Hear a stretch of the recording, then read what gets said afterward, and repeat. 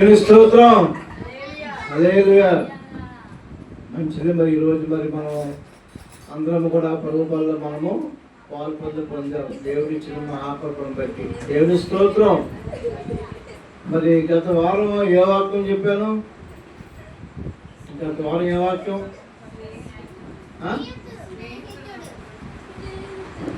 Tight కదా? Title ఏంటి? Title ఏంటి?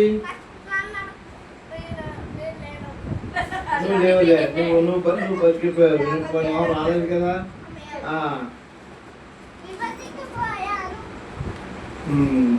దేవుని యొక్క సహాయము ఎటువంటిది? అంతేనా? దేవుని యొక్క సహాయము ఎటువంటిదో నేర్చుకున్నాం. దేవుని యొక్క సహాయం లేకపోతే మనం ఎందుకు పనికిరాము. కొన్ని వారికి ఏమి నేర్చుకున్నాము? మనం సాధారణంగా మనము మనుషులు సహాయం కోరుకుంటాము. మనుషులు ఎవరు కూడా సహాయము చేయరు. చేస్తామంటారు, వాళ్ళు చేయరు. కాబట్టి మనుషుల సాయం కాదు మనం కోరేది. ఎవరి సాయం కోరాలి నేర్చుకున్నాం? దేవుని యొక్క సహాయం మనము కోరుకోవాలి. దేవుని స్తోత్రం. కాబట్టి బైబిల్లో చాలా మందికి ఎవరు సహాయం చేశారంటే దేవుడే సహాయం చేశాడు. అందుకనే కీర్తనకారుడు దావీదు అంటాడు, కొండల తట్టునకు కొండెత్తినను నా సహాయము ఎక్కడి నుంచి వచ్చును, యెహోవా వల్లే నాకు సహాయము. కాబట్టి మన సహాయము అనేది మనుషులు చేయరు. సహాయమే మనుషులు చేస్తూ ఉంటారు, కానీ వాళ్ళు ఇంటి పరిస్థితులు కూడా చేయరు. అయితే మనం కొన్నిసార్లు స్నేహితులను కూడా మనం నమ్ముతూ ఉంటాం. స్నేహితుల్ని నమ్ముతుంటే ఏమైనా చేస్తారేమో అని బైబిల్ అని చెప్తుంది. స్నేహితులు నమ్మకండి, ముఖ్యమైన స్నేహితుల్ని మీరు నమ్మకండి. బెస్ట్ ఫ్రెండ్ అంటుంటాం. బెస్ట్ ఫ్రెండ్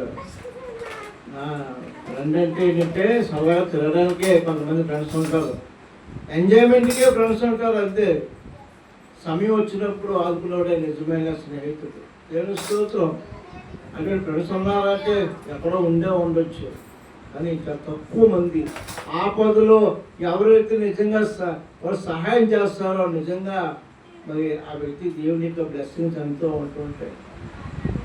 కాబట్టి గత వారం అనేక విషయాలు మనం నేర్చుకున్నాం. ఒక హాస్పిటల్ విషయంలో మరి దేవుడు ఎంతగానో ఆపరేషన్లో సహాయము చేశాడు. దేవుని స్తోత్రం. మరి ఈరోజు మనం విషయం ఏంటంటే మనం ఎవరిని నమ్మాలి? అసలు మనము ఎవరిని నమ్మాలి? మనుషుల్ని మాత్రం నమ్మకూడదు సుమా. మనుషుల్ని నమ్మకూడదు. ఎవరిని నమ్మాలి? ఎవరిని నమ్మితే మనం వృద్ధిలోకి వస్తాము అంటే దేవాదేవుని మనము నమ్ముకోవాలి. మూలవాక్యంగా ఈరోజు మరి ఒక వచనం చూద్దాం. సామెత గ్రంథము ఒకసారి తీసినట్లయితే మూలవాక్యంగా మనం ధ్యానించుకుందాం. సామెత గ్రంథము 28వ అధ్యాయము, సామెతలు 28:25. సామెత గ్రంథము 28:25 ఏమనుందరా? పేరాస గలవాడు కలహము రేపును, యెహోవా యందు నమ్మిక ఉంచువాడు వర్ధిల్లును. నేను మాట మీకు అర్థం కాదు. ఏమిటంటే పేరాసు అంటే స్వార్థపరుడు అని అర్థం. ఏంట? స్వార్థపరుడు. ఇప్పుడు ఆ బ్రాకెట్లో చదవండి, ఆ పేరాసాలను తీసివేసి స్వార్థపరుడు చదవండి. అదేమన్నా?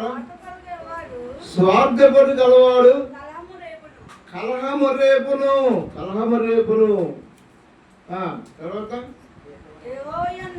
యెహోవా యందు నమ్మికుంచువాడు వర్ధిల్లును.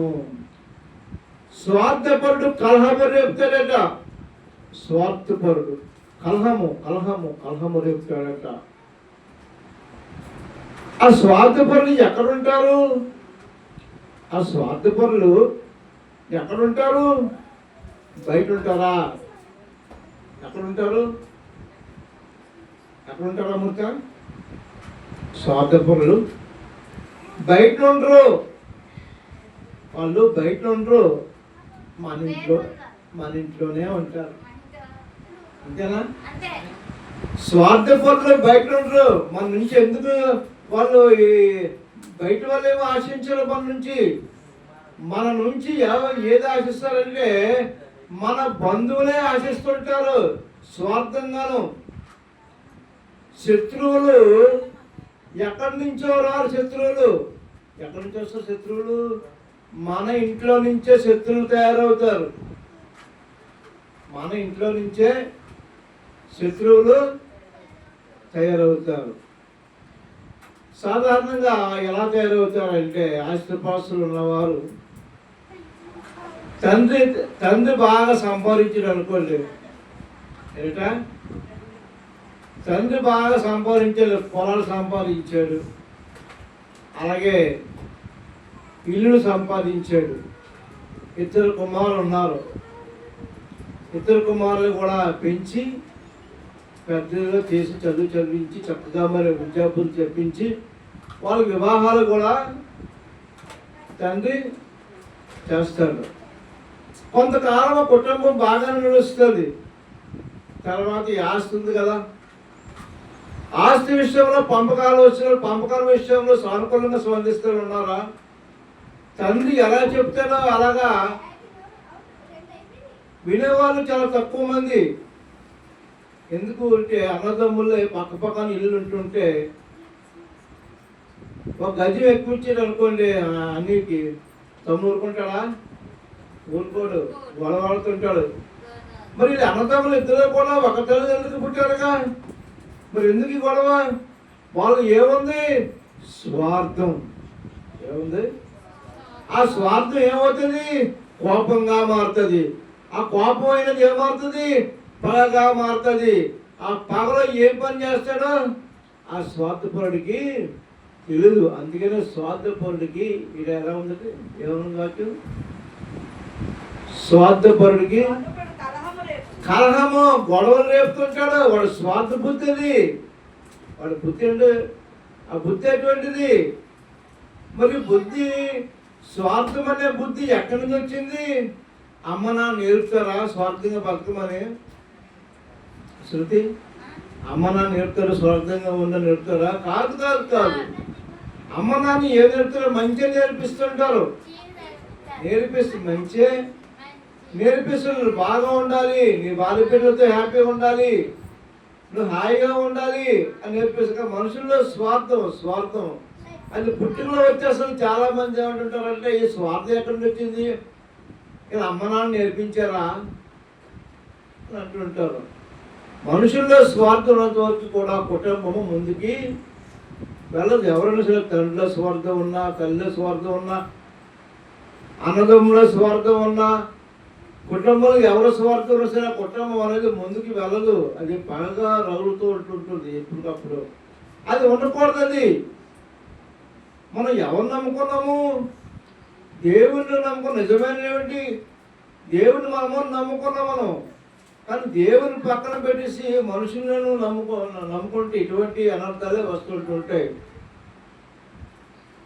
అన్నదమ్ముల మధ్య హత్యలు, ఎంతో అపురూపంగా పెంచుకున్నటువంటి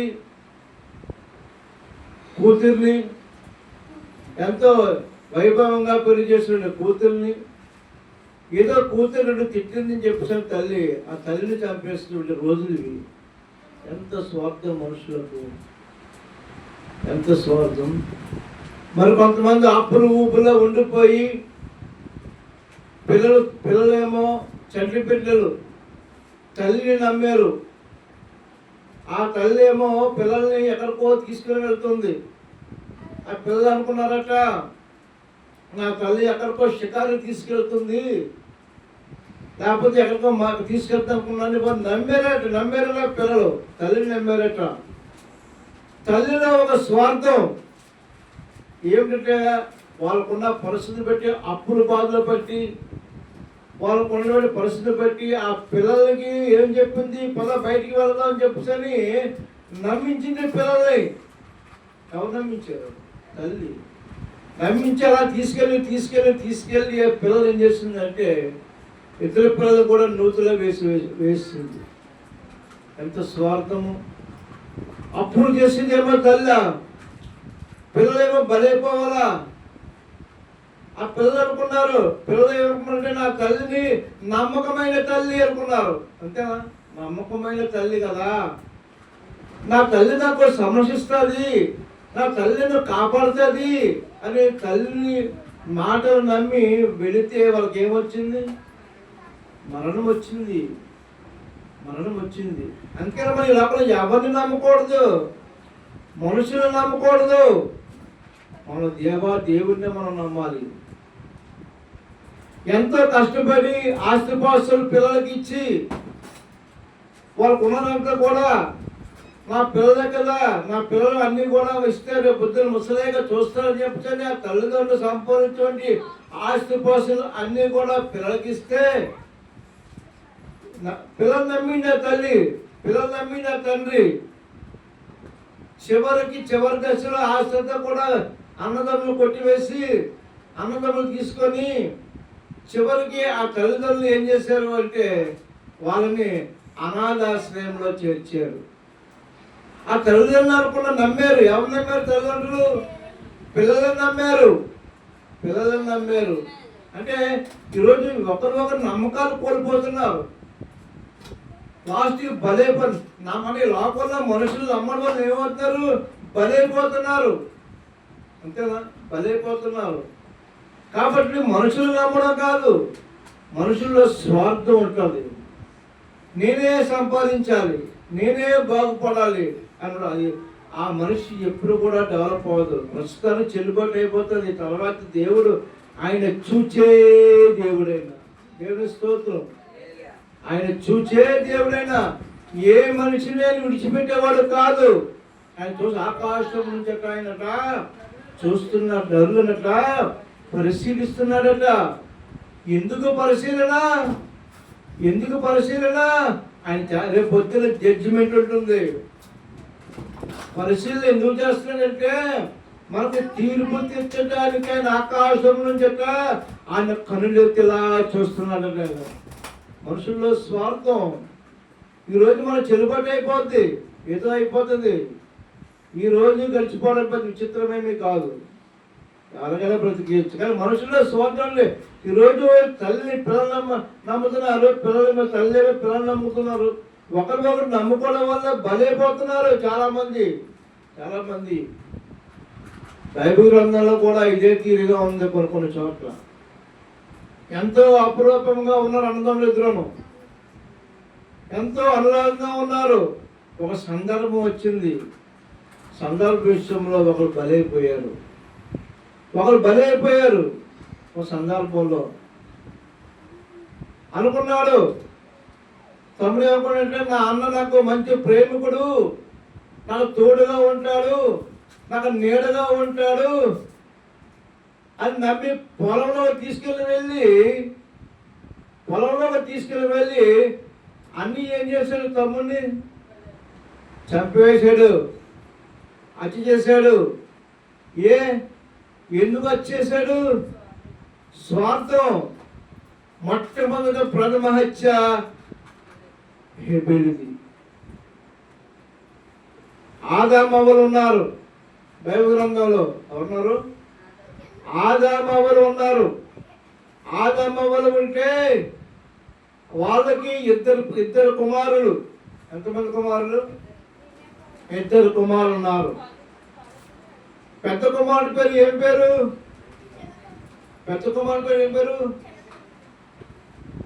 కయ్యను. రెండో కుమారుడి పేరు హేబేలు. కయ్యను ఏం చేసేవాడు? పొలం దున్నేవాడు, కాయగూరలు పండించేవాడు. హేబేలు ఏం చేసేవాడు? జంతువుల పశువుల్ని మేపేవాడు. బాగుంది, ఇద్దరు కూడా చక్కగా మరి వాళ్ళు చక్కగా ఉన్నారు. అయితే ఏమైందంటే ఇద్దరు కూడా భక్తిపరులే.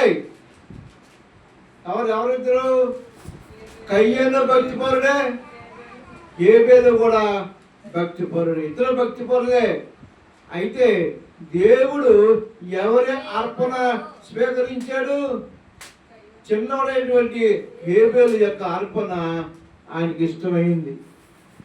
మరి కయ్యేను అర్పణ ఆయనకి ఇష్టం కాలేదు. కాబట్టి ఈ కయ్యేను ఏంటంటే చిన్న మొక్కను పూడ్చుకున్నాడు. ఇదేంటిది? నా తమ్ముడు అర్పణేమో ఆయన స్వీకరించాడు, నా అర్పణ స్వీకరించలేదు అని చిన్న కారణంతో ఏం చేశాడంటే పొలంలో వెళ్ళిపోయి ఏం చేశాడు? తమ్ముడిని చంపివేశాడు. చూడండి, అంటే అది కయ్యంలో ఉన్నది ఏంటది? స్వార్థం. స్వార్థం ఎంత పనిగా చేస్తుందా? చేయిస్తుంది. అందుకనే మనుషులు నమ్మకూడదు. మనుషులు నమ్మితే స్వార్థపరులు, దేవుని నమ్మితే నువ్వు వర్తిల్తావు. హల్లెలూయా. దేవుని నమ్మితే మనం వర్తిల్తాం. ఈరోజు చాలా మంది దేవుని పక్కన పెట్టి మనుషులు నమ్ముతున్నారు, ఏదో చేస్తారని చెప్పని. ఏమి చేయరు మనుషులు ఏమి కూడా చేయరు. దేవుని నమ్ముకుంటే, దేవుని నమ్మటం వల్ల ఏమంటే మనం అభివృద్ధిలోకి వస్తాము. దేవుని నమ్మితే మన జీవితము వర్ధిల్లుతుంది. రోజు దినదినము ఆధ్యాత్మికంగా మనము వర్ధిల్లుతాం. దేవుని స్తోత్రం. ఆదామవలు కూడా ఆదామవలు తన పిల్లల్ని మరి చెడిపోవాలని కోరుకున్నారా, లేకపోతే మరి మంచిగా ఉండాలని కోరుకున్నారా? మంచిగానే వాళ్ళకి ఇద్దరు సమానంగానే చూశారు, పిల్లలిద్దరిని కూడా. మరి స్వార్థం ఎలాగొచ్చింది? అది పుట్టుకలోనే వస్తే తల్లిదండ్రులు ఎంత మాత్రము కూడా అటువంటి స్వార్థం రాదు. పిల్లలు ఎప్పుడు కూడా మరి ఆ యొక్క ఇద్దరు సమానంగానే చూస్తారు. చెడిపోవాలని ఏ అమ్మానన్నా కూడా కోరుకోరు. వాళ్ళు మంచిగా ఉండాలనే చూస్తుంటారు, వాళ్ళు బాగోవాలనే చూస్తుంటారు. కానీ మనుషుల కయ్యంలో ఏమొచ్చింది? ఒక రకమైనటువంటి స్వార్థం. చూద్దాం బైబిల్ నుంచి చూద్దాం. ఎందుకంటే మనము దేవుని యొక్క భక్తిలో ఉన్నాం కాబట్టి బైబిల్లో మనం ఎవరు నమ్మాలి, ఎవరు నమ్మకూడదు, ఏమిటి అన్నది మనం తెలుసుకోవాలని దేవుడు అన్ని కూడా వ్రాయించారు. చూడండి, ఒకసారి మనం ఇది ధ్యానిద్దాం. ఇది ఇంచుమించు 2 వారాల దాకా మరి ఉంటుంది. అది ఆదికాండము 4వ అధ్యాయము, ఆదికాండం 4వ అధ్యాయము ఇది ధ్యానిద్దాం. ఆదాము తన భార్య అయిన అవ్వను కూడినప్పుడు ఆమె గర్భవతి అయి కయ్యేను కనెను. మొట్టమొదటి ఎవరు కన్నది? గుర్తుపెట్టుకోవాలి పేర్లు. ఆదాము అవ్వలు కూడా కూడినప్పుడు మొట్టమొదటి గర్భవతి అయినప్పుడు కయ్యేను కని. అప్పుడు అంటుంది, ఏమంటుంది? యెహోవా దయ వలన నేను ఆ మనుషుల్ని సంపాదించుకుంటున్నాను. అంటే మంచి భక్తురాలేనా? భక్తురాలే కానీ గతంలో పాపం చేసింది. అవేం చేసింది? గతంలో పాపం చేసింది. ఏ పాపం చేసింది? ఆజ్ఞ అతిక్రమించింది. తర్వాత మళ్ళా మరి పశ్చాత్తాపం పొంది ఏమంటుంది? కయ్యేను కని యెహోవా దయ వలన నేనొక మనుషుల్ని సంపాదించుకున్నట్టు. ఎవరివి? భక్తురాలు. దేవుని యొక్క బైబిల్కి మహాభక్తురాలే. ఒక భక్తురాలు కాకపోతే మాట వస్తాయా? బాబు ఏమంటుంది? దేవుని మహిమపరుస్తుంది. హల్లెలూయా. ఏమని మహిమపరుస్తుంది? యెహోవా దయ వలన నేను మనుష్యుని సంపాదించుకును. అంటే ఎవరిమే? భక్తురాలు. తర్వాత ఆమె అటు తమ్ముడకు హేబేలు బండును. ఏబేలు గొర్రెల కాపరి గొర్రెల కాపరి, కయ్యను భూమిని ఆ సజ్జనపరచువాడు, బాగా చదవాలి, సేద్యపరిచేవాడు. కొంతకాలమైన తర్వాత కయ్యను పొలం పంటలో కొంత యెహోవాకు అర్పణ తెచ్చాను. మొట్టమొదట దేవునికి అర్పణ ఎవరు తెచ్చారు? కయ్యను తెచ్చాడు. మరి మొట్టమొదటి తెచ్చినటువంటి కయ్యను అర్పణ అంగీకరించలేదేమి? అది దేవుని ఇష్టం. అది అందుకే నా పాట ఉంది, అర్పించు వాటి కంటే అర్పించు మనసు మోక్షం. అంతే కదా. ఆయన దేవుడు ఎప్పుడు కూడా మనసును చూస్తుంటాడు. విరిగి నలిగిన మనసును ఆయనకి ఇష్టమైనటువంటి బళ్ళు కోరేవాడు కాదైనా. చాలా మంది బళ్ళు ఇస్తున్నారు, బళ్ళు కోరేవాడు కాదైనా. ఆయన ఏం కోరేవాడు అంటే విరిగి నలిగిన బలులే ఆయనకి ఇష్టం. దేవుని స్తోత్రం. కాబట్టి పొలంలో ఉన్నటువంటి కొంత ఏం చేశాడు? అర్పణ దేవునికి ఇచ్చాడు. తర్వాత ఏబేలు కూడా తన మందలో తొలుచూరును పుట్టిన వాటిలో కొవ్విన వాటిని కొని తెచ్చాను. యెహోవా ఏబేలును అతని అర్పణను లక్ష్య పెట్టును. అదేంటి? కయ్యేను అర్పణ మొట్టమొదటి ఇచ్చాడు, అంతేనా? తర్వాత హేబేలు అర్పణ కూడా ఇచ్చాడు. హేబేలు అర్పణ స్వీకరించాడు, కయ్యేను అర్పణ స్వీకరించలేదు.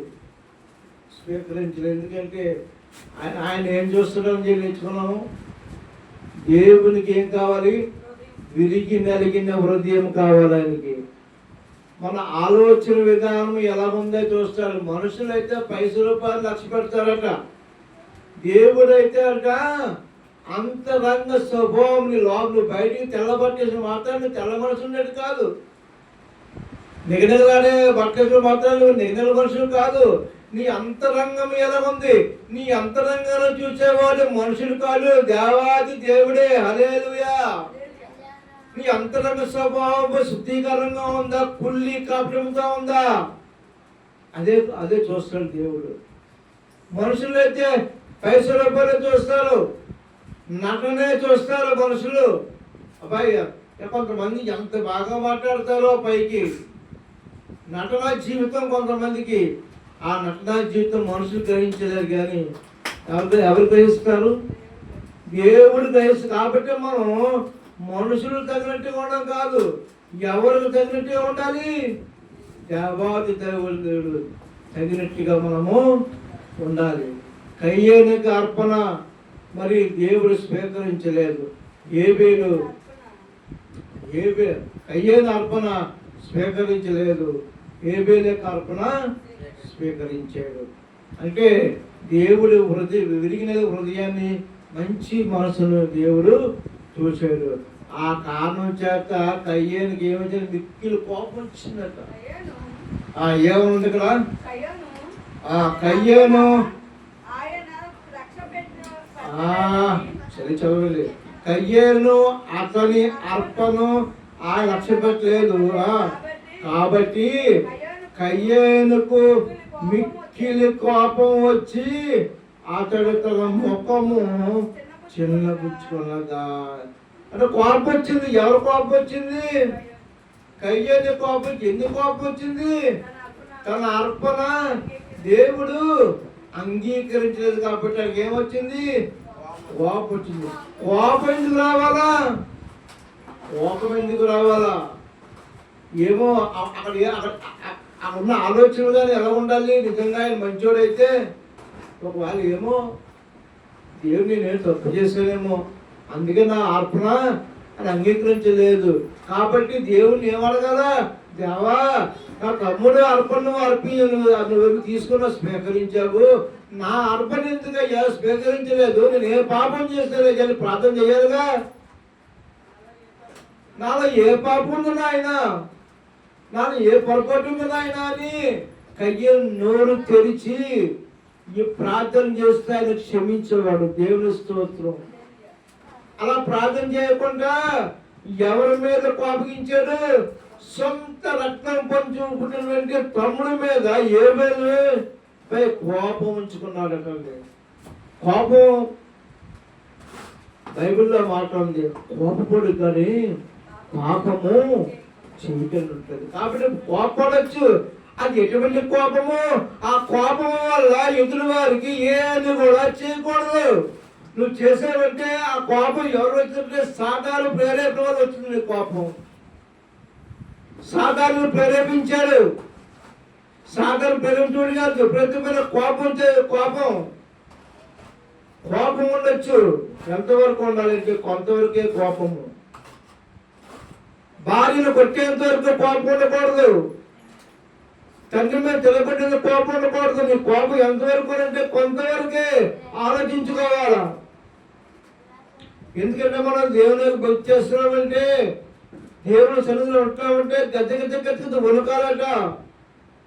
ఏ తప్పు పని చేసినప్పుడు కూడా అయ్యో దేవుడు చూస్తున్నాడు, ఆకాశంలో చూస్తున్నాడే, ఆయన ప్రతి మూమెంట్ కూడా గమనిస్తున్నాడు, ఆయన నిజ దేవుడు అని గద్దె వణుకుతూ మన పొరపాట్లు. మనుషులు వారు బలహీనులు, కొన్ని తప్పిదములు చేస్తారు. ఎవరు కూడా పరిశుద్ధులు ఎవరు కూడా లేరు. ఈ భూమి మీద ఎవరు నీతిమంతులు ఎవరు కూడా లేరు.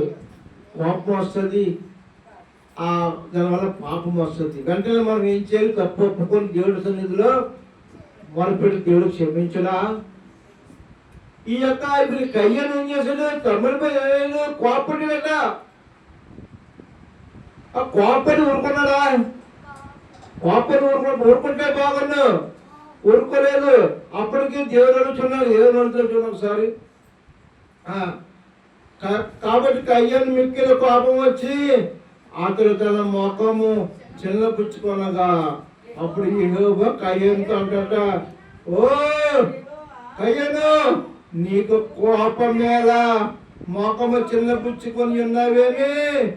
నీవు శత్రుగా చేసిన ఎడల తల ఎత్తుకోవా, శత్రుగా చెయ్యినడలా వాకిట పాపం పొంచి ఉండను. నువ్వు మంచివాడు కాదు, నువ్వు మంచి పనులు చేయలేదు. మంచి పనులు చేస్తే తల ఎత్తుకుంటావు. తప్పు చేసిన వాడే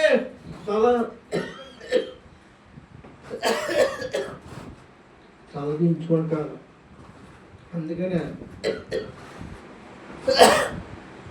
క్రైస్తవుడు గర్జించే సమూహంలా ఉండాలి. తప్పు చేయడానికి అవకాశం ఇవ్వకూడదు, తప్పు చేయకూడదు. క్రైస్తవుడు నిజ క్రైస్తవుడు తల దించుకునేవాడు ఉండకూడదు, తల ఎత్తుకునేవాడుగా ఉండాలి. దేవునితో ముఖాముఖిగా మాట్లాడినటువంటి ఆ అర్హత మనము కలిగి ఉండాలి. మనము ఎప్పుడు దేవునితో ముఖముఖంగా మాట్లాడే అవకాశం ఎప్పుడు ఉంటుందంటే నువ్వు ఏ తప్పు చేయనప్పుడు. ఒక రాజు ఉన్నాడు. ఆ రాజు అంటున్నాడు, రాజుకి వర్తమానం వచ్చింది. ఆ రాజుకి ఒక వ్యాధి ఉంది. ఆ వ్యాధి వల్ల ఆయన మరణిస్తాడని చెప్పని ఆ ప్రవక్త ద్వారా తెలియజేస్తే ఆ రాజు అంటున్నాడు దేవుణ్ణి, దేవా నేను ఏ పాపం చేశాను? యథార్థవంతుని కదా అని దేవుడితోటే మాట్లాడాడు. తాను ఎత్తుకొని మాట్లాడాడు. రాజు 15 సంవత్సరాలు ఆ జబ్బు వల్ల ఆ రాజు మరణిస్తాడని చెప్పని ఆ ప్రార్థన ద్వారా తెలియజేస్తే ఆ రాజు వెంటనే ప్రార్థన చేసి దేవుని మొక్క ముందు ప్రార్థన చేస్తే అప్పుడు దేవుడు ఏం చేశాడంటే ప్రార్థన చేసిన విధానం చూసి మురిసిపోయి అప్పుడు ఆ తండ్రి ఏం చేశాడంటే నువ్వు మరణం కాదు, నీకు ఇంకాను 15 సంవత్సరంలో ఆయుష్ ఇస్తున్నాడు. దేవుని స్తోత్రం. 15 సంవత్సరంలో రాజుకి ఏం చేశాడు? ఆయుష్ ఇచ్చాడు. రాజుకి ఎప్పుడైతే రాజు దేవునికి ప్రార్థన చేస్తే దేవుడు ఇచ్చినప్పుడు ఈ హేబేలు ఒకవేళ కయ్యేలుకి ప్రార్థన చేస్తే కయ్యేలుకి మధ్య క్షమాపణ దొరకదా? దొరకదా? కానీ ప్రార్థన చేసాడా? చేయలేదు. పశ్చాత్తాపము పడలేదు. పైగా పగ పెంచుకొని ఏం చేసాడంటే